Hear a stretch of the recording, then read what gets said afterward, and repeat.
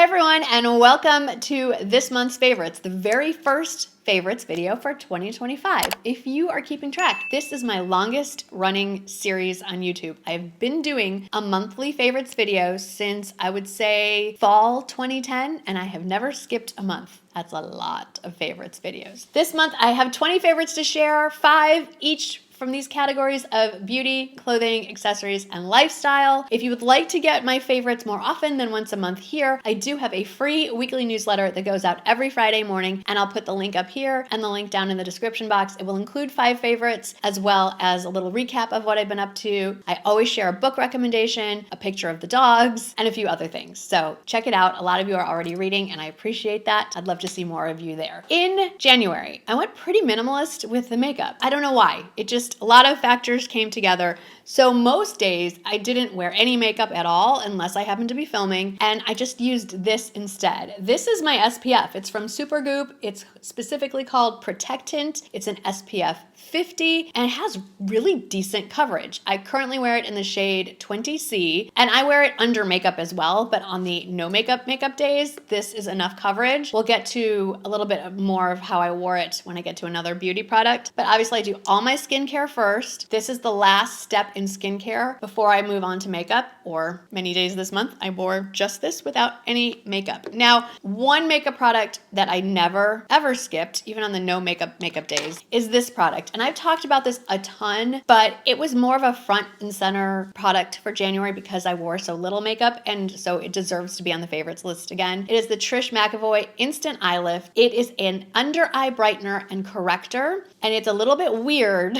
in that it goes on before you put any other products on. This is meant to be worn under foundation. It's technically not a concealer. It'll even out the skin tone here, but if you want like that brighter lifted look, you'll want concealer later on in your makeup process. But this I put on, even on the days where I just had this on, then my next step would be this, and I just swipe it under my eyes and pat it in with a finger or brush. My most recommended product, if you're new here, if you buy one thing I ever recommend, check this one out. And I wear it in the lightest shade 1. Most days that's about all I wore, except for maybe a little concealer on any blemishes. But then, and I did talk about this in a sponsored part of a video earlier this month, we need to revisit this product. I cannot even believe that this is a favorite because I trashed this brand a few years ago. Not so much the foundation, but their Miracle Balm, which I'm still on the record not a fan of. So this is the What the Foundation from Jones Road Beauty. It comes in a pretty heavy glass jar, which is not my favorite. I don't love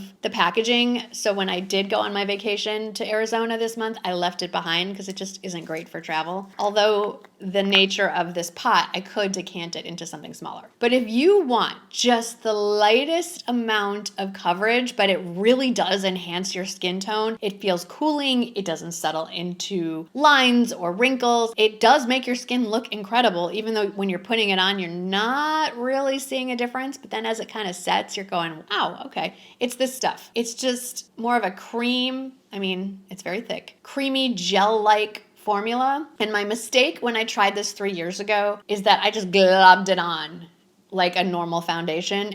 When they say you need a pea-sized amount, there's a reason they put that in the instructions. You just need a pea-sized amount. You can tap your finger in and just maybe layer over a couple spots that need a little more coverage. Maybe it's because my skin is older now as well. A lot of older, I don't want to say older people. I guess I'm an older person. There's nothing wrong. It's actually a privilege to be an older person, but I think more mature skin people tend to like this, but I think this is great for all ages and skin types as long as you use it appropriately. If your skin is oily, this is very moisturizing, so either skip the moisturizer that day or you're gonna need to powder. If you have dry skin, this will be just one of your favorite products. I do still need to go on the record. Their Miracle Balm, which I originally just absolutely trashed in my original video reviewing their product. They sent it to me to be in the sponsored video, and I was like, I can't do it, guys. I gave it a good try. I tried wearing it, I think 4 days in a row. It's terrible. Sorry. I just am here to let you know, if you're ever wondering, if it's sponsored,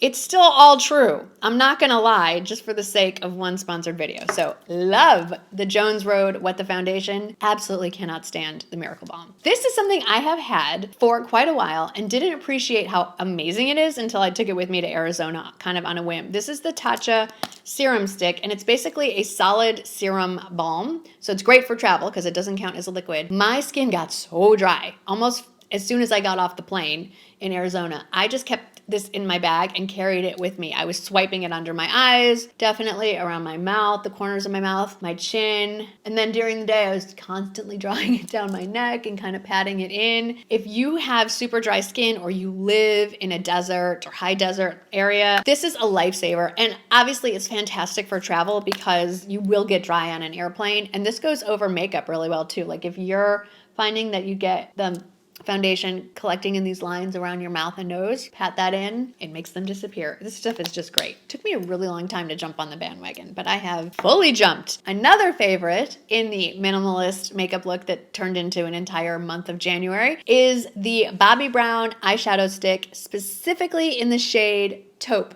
So what I would do is, we'll pretend this is the shadow stick, is just draw it on my eyes, which is what I did today. And I actually went to an influencer brunch, and this is the look I went for. Just draw it all over my eyes, and then kind of blend it out along the edges, do a little swipe under my eyes. Done. Now I did dress it up a little today and added a little highlighter in the inner corner, but super easy, swish out the door. So when we were in Arizona, if I was going to put on makeup, that was the extent of it. It was kind of amazing. All right, I went off for a long time on beauty, so let's get through clothing. Okay, so number one is this cardigan from Abercrombie & Fitch. I keep calling it Abercrombie, but the whole name is Abercrombie & Fitch. So I'm so excited I found a new retailer that I can happily shop at and find classics and fun pieces and good quality. And I just recently talked about this, so I don't want to go too far into detail, but it's super soft. It can be worn draped over the shoulders. It can be worn pulled over like this. It can be worn as a solid sweater if I just do up the buttons. The buttons are really cute. It does come in, I think, 4 or 5 other colors as well.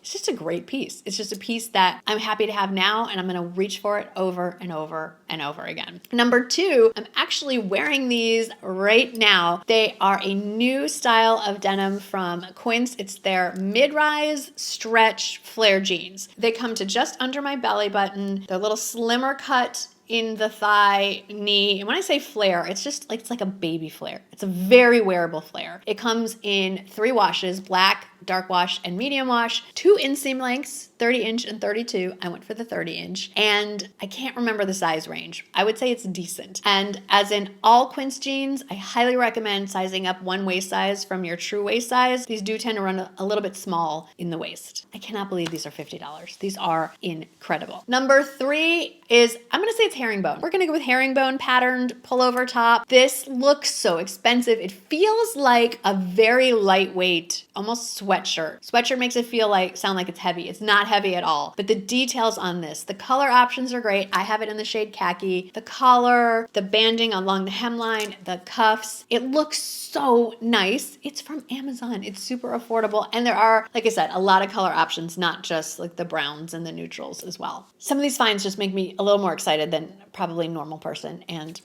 this top is one of them. Did I mention how cold it was this month? I mean, especially for me. So I haven't really discussed this. There's not a lot to discuss, but I have a handful of autoimmune diseases now I've added to my collection, and one of the newest ones is called Raynaud's, and that means that my hands, my feet, and usually my nose are always cold. So in January, while 30 degrees might not be cold to a lot of you watching from up north, it was excruciating. Well, that's kind of an exaggeration. It was highly unpleasant for me. So I was cold all the time, and we'll get into some of the things I've been doing to avoid that. One of them is wearing as much cashmere as physically possible. And I lived in this very basic Crewneck cashmere sweater. Also happens to be from Quince. It's $50. I believe it's a little bit more if you buy it in the extended sizing, but they have extended sizing, which is fantastic, and a huge range of colors from all the neutrals, boring colors to like bright red, bright blue, bright green. So lots of options. One of the things I re-wore on my trip to Arizona, yes, I'm one of those people that does not repeat outfits on vacation, but I repeated this sweater I had 2 or 3 times while we were there out of a 6-day vacation. For me, that's kind of a record. I would say if you're not sure on the sizing, size up one. If you like it a little looser fit, I wear an extra small in most things at Quince, but I got this one in a small and I like the fit on that a little bit better. And speaking of cold, I know this is a little bit of a higher price point. This is the Aritizia SuperPuff down coat. But when I say that I get cold to the point where it is painful, I do. And I'm not messing around anymore. I'm going for the stuff that I know is going to keep me warm. Real wool, real cashmere, real down. This is supposed to be ethically sourced down. I don't know if it means that they ate the geese and then I don't want to know. This coat has gotten me through the month. I took it with me on my trip to Arizona. Every night I was tucked into this thing because we did a lot of night walks. Every time I took the dogs out for a walker just to go potty this month, this is what I put on. I was warm without getting overheated. My exact color, I believe, is sold out, but there are a lot of options, a lot of colors, and some of the colors are on sale. And I have a feeling as we move farther into February, more will be on sale. So if you're on the lookout for a really good down coat, this one saved my bacon this month. Let's talk accessories. I would hazard a guess that not just my favorite shoe of the month, but your favorite shoe of the month, based on the analytics I've kind of glanced at so far, is this buckle loafer. I got it in the blue suede. I think this is faux suede, but I don't know. They released it in a more of a beige color and a rattan straw version. I love the shoe. I would say it runs true to size, as Time and True always does. It's so fun. I mean, it's a blue suede shoe. You can't have more fun than that. So I love it. It's also, even though it's blue, it seems to go with everything. Like, I think it would look really cute paired with this green sweater as well. As much as I recommend very kind of basic neutral things, I do like fun and whimsical things as well. And these earrings from Kendra Scott are just fun. They come in either a pink mother of pearl or white mother of pearl. The little bow tail has little crystals on it. This is very similar to their Love Shack Fancy collection that sold out in about 30 seconds. This one hasn't. Super cute. Yes, appropriate for Valentine's Day coming up, but it's just fun. It's a pop of pink. I love it. It just cheered me up every time I put these on all month long. Are you getting sick of me mentioning how cold I've been this month? Well, I'm counting this as an accessory because you can't wear it by itself. And the fleece lined tights. I've been sharing these for a couple of months now. These are amazing, and I wore these a bunch. So I just wanted you to see more closely what they look like. The inside is, in fact, can you see that plush fleece there? Super warm. It is not actually see-through. It's like tight material over the fleece. So here are the socks. I don't know if you can see. It's sort of semi-opaque. They come in lots of colors, not just black. So I highly recommend them. They're super easy to wear. They're not constricting at all. And my dresses have not clung to them, which is also nice because in addition to cold and dry, the static has come out to play this month. There's definitely a theme to this month's favorites, and it's Marnie is freezing. What can we do to help her? Cashmere socks. So I have been recommending Bombas socks for a little while, and I stand by my recommendation. However, I found these on Amazon. Bombas has other great socks, but I would say that check this out. So I looked at my Bombas socks, and I'm reading from my notes here. They're merino rib cashmere blend. There's no such thing as 100% cashmere socks. So their cashmere blend socks are 64% merino wool, which is nice, 19% cashmere, and then there's nylon, polyester, elastane, because otherwise, they're not stretchy. But these Amazon ones are 50% cashmere and then 43% wool and then elastic. And it's $35 for 3 pairs. And I can't remember what the Bombas ones are, but it's more. So Amazon for the win, and they have kept me toasty warm, and they come in quite a few other colors, but I think I'm going to need these for maybe a few weeks more before spring hits South Texas. And then for the last of my accessories favorites, the cashmere hat that I wore obsessively almost while I was in Arizona, kept the sun off my face, kept the top of my head warm, especially because it is lined in shearling fleece. This is a unisex hat. It comes in 3 other colors, so men, women, whomever, and I have it in the size extra small, small. Now let's move on to the home or lifestyle products. So number 1, last cold weather thing I think that we're going to talk about is this heated blanket. Now, I bought the throw size. It has like a fuzzy side and then it has the faux shearling side, and you just plug it in. I got the throw just to keep it on my family room sofa, and I believe it has up to a 10-hour timer and 6 different heat levels, but you can get it in a twin, full, queen, or king size as well if you want to cover your whole bed. It gets you warm without overheating. Like the little lap heating pad I've recommended for a long time, that does get a lot hotter. I think this one is probably a little safer to use because it doesn't get you crazy hot, but it definitely took the edge off my very cold hands and feet. Number 2, I had to show you, and my dog snatched it off the kitchen table and ran away with it. And so I'll slide in a picture. It's this dog toy. It's Valentine's Day themed. It's super cute. The hands and feet have a little crinkly paper in it, and then if you squeeze it, it squeaks. He is obsessed with it, so much so that I had to include it in this month's favorites. If you are like me and you buy gifts for your dogs for all the holidays, even if you don't buy them for the humans in your life, this one has been a big hit in my house. This favorite has been sitting behind me. I always have a big vase on the island behind me with some sort of faux floral. This one is empty. I haven't decided what to put in it yet. I don't know if I'm ready to switch to spring flowers or if I want to just put some branches. I don't know what we're doing here. But this ceramic vase with the rattan encasing it, I guess you would say, is nice, big, hefty vase, and I just think it's a great way to segue a little more of a spring feel because of the rattan, or if you have like a coastal sort of vibe going in your house. I love it. It's under $30. There might be another size. Don't quote me on that. It's just exactly what I was looking for, and I think it really works well with whatever aesthetic. I've not landed on one specifically that's happening in my house. And speaking of decor, this was actually a set of 3. So I ordered these 3, I think they're is it the woven seagrass? So this is the smallest one, and then it nests nicely into this one, and then there was a third one that came with the set, and I think on their own they make for great decor, kind of catch-all things as a tray somewhere in your house. I did use the bigger one as a tray/gift basket. So I made a gift basket of Valentine's toys and treats for Rowdy. And then I made a second one for my older son and his fiance and their dog